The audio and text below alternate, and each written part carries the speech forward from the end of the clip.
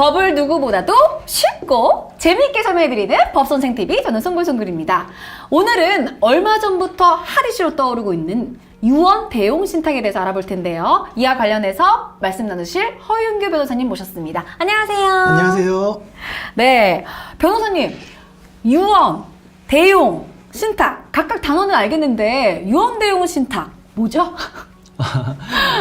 유언 대용 신탁이라는 용어를 처음 들으신 것 같아요. 네. 네. 이 용어를 아시는 분들은 아시겠지만 또 모르시는 분들도 상당히 많으신 것 같습니다. 근데 이제 신탁이라는 용어는 되게 많이 들어보셨을 거예요. 신탁은 맡기는 거. 예, 맡기는 거죠. 이제 재산이 있으신 분들이 자기 재산을 좀 관리하기 힘드실 때, 금융기관 같은 데다가 이제 관리를 맡기고 운영하게 해서 거기에서 나오는 수익을 수익자에게 향유시키게 하는 신탁계약, 이런 말씀 많이 들어보셨을 거예요. 그런데 이제 이러한 신탁계약을 이용해서 이제 유언하는 제도가 이제 유언 대용 신탁이라고 할 수 있는데요.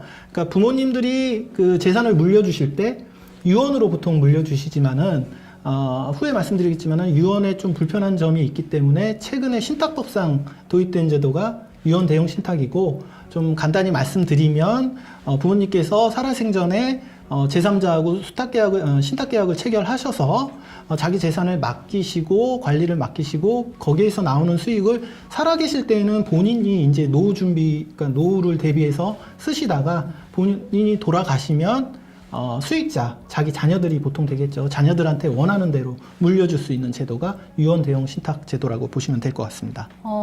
보통은 이제 재산을 자녀들에게 물려줄 때 유언장 이런 걸로 작성을 많이 하시잖아요. 네. 근데 이 유언 대신에 유언 대용 신탁을 하는 이유가 있을까요? 네, 당연히 그 유언 대용 신탁 제도가 유용하기 때문에 좀 이용할 만한 이유는 있습니다. 그거는 이제 유언 제도를 좀 살펴보셔야 되는데요. 저희가 보통 재산 상속을 할 때 그 유언이란 제도를 이용해서 많이 하지 않습니까? 그 유언은 이제 민법이 정한 형식에 의해서만 할 수가 있습니다. 5가지 형식으로 해야 되는데, 그 중에 이제 가장 이제 이용 많이 하는 게 자필 증서에 의한 유언, 그 다음에 이제 공정 증서에 대한 유언이 있는데, 각각의 이제 유언 조건들이 좀 너무 엄격하고 절차나 방식이 좀 까다롭기 때문에 이 유언이 무효가 되는 경우가 많습니다. 네. 그래서 그러한 경우에 이 유언 대용 신탁을 이용하면 좀 유리할 수가 있고요.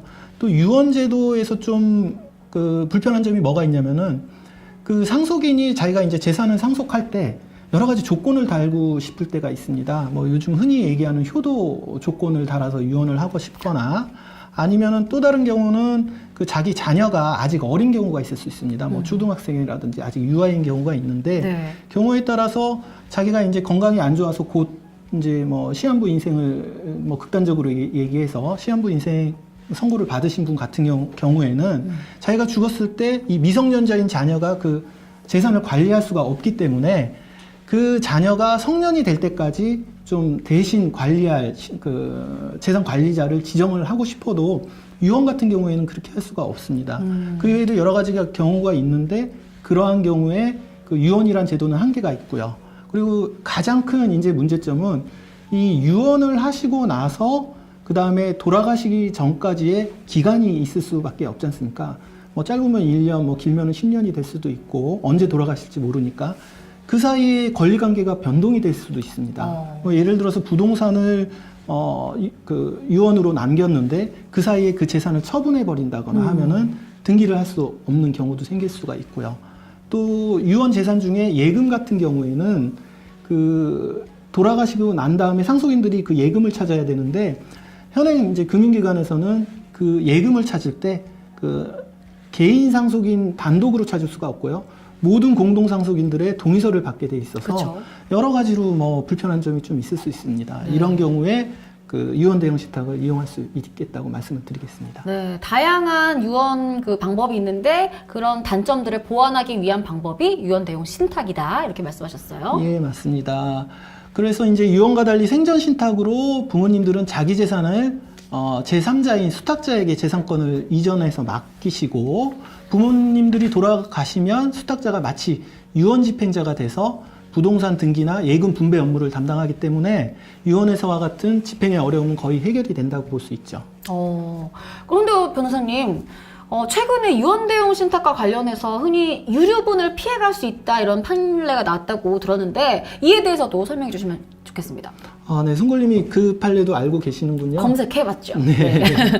그 판례가 나온 지는 이제 얼마 안 됐습니다. 정확하게는 이제 2020년도에 그 수원지방법원의 그 성남지원에서 판결이 났는데요.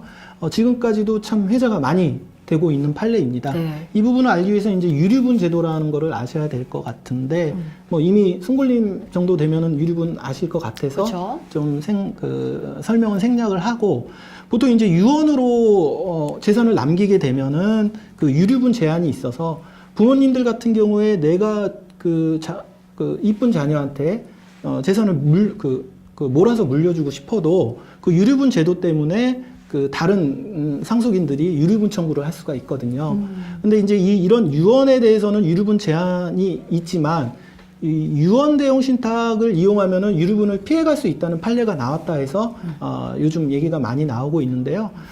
이 시간에 간단하게 말씀드리면은 그때 지금 나온 이 하급심 판례는 유류분을 그 유언 대용 신탁으로 피해갈 수 있다라는 판결이 아니고요. 기존의 이제 유류분 법리에 따라서 그 사전에 증여된 재산이 그 제3자한테 넘어간 것이고 그 증여 재산이 제3자한테 간 것이고 그게 1년 이전 사망하기 1년 이전에 증여된 것이라면은 그 유류분 그 기초재산에 포함이 안 된다라는 판례를 좀 확인한 것입니다. 그래서 구체적으로 유언대용 신탁을 제3자인 금융기관과 체결을 했을 때 그 금융기관은 그 제3자가 되고 제가 말씀드린 그 계약 체결을 신탁 계약을 사망자가 돌아가시기 1년 전에 체결했다면은 유류분 제한을 피할 수 있다라는 판례를 확인한 것이라고 보면 될 것 같습니다. 네. 그러면 요즘 또 증권사나 은행에서도 또 이러한 대용 신탁 광고가 많잖아요. 네. 그러면은 이 수탁자는 반드시 증권사나 은행이어야 하는 건 아닌 것 같아요. 맞죠? 예, 맞습니다. 그 수탁자는 누구나 될 수 있는 것이고요. 그래서 가령 이제 상속인 중에 한 명을 지정해서 하셔도 되고 아니면은 주변에 그 친분 관계가 있는 지인이나 아니면 친척분들한테 맡겨서 그 수탁 계약을 체결할 수가 있습니다.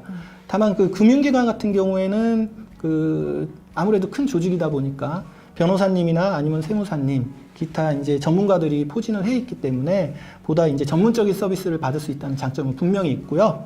다만 그런 서비스의 대가는 이제 지불을 하셔야 된다는 그런 부분이 있습니다. 그렇죠. 뭐 그 수수료가 크냐 적냐는 좀 상대적인 것이라서 좀 일률적으로 신탁 보수가 많다 적다라고 얘기하긴 어렵지만 만약에 이제 그 부모님들이나 이제 재산을 물려주실 분들의 재산이 그렇게 많지가 않고 단순히 뭐 부동산 한두 채이거나 아니면 소액의 금융재산만 있으신 경우에는 수탁자를 뭐 주변 지인이나 친한 친척 또는 상속인 중 1인으로 지정하는 민사신탁을 하셔도 충분하다고 말씀드릴 수 있겠습니다. 네, 알겠습니다.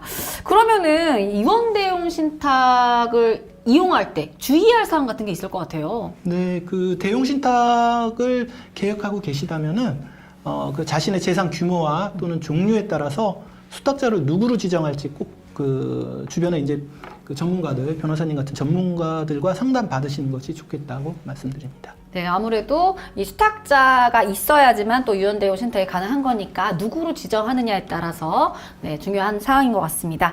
네, 오늘 상속 전문 변호사이신 법률사무소 율쌤의 허인규 대표 변호사님 함께 유언대용 신탁에 대해서 알아봤는데요. 내 재산을 내 맘대로, 내 뜻대로 할 수 있는 유언대용 신탁 굉장히 이점이 많은 제도인 것 같습니다. 이와 관련해서 궁금한 점 있으시거나 도움이 필요하시면 언제든지 불러주세요. 누구를요? 법선생!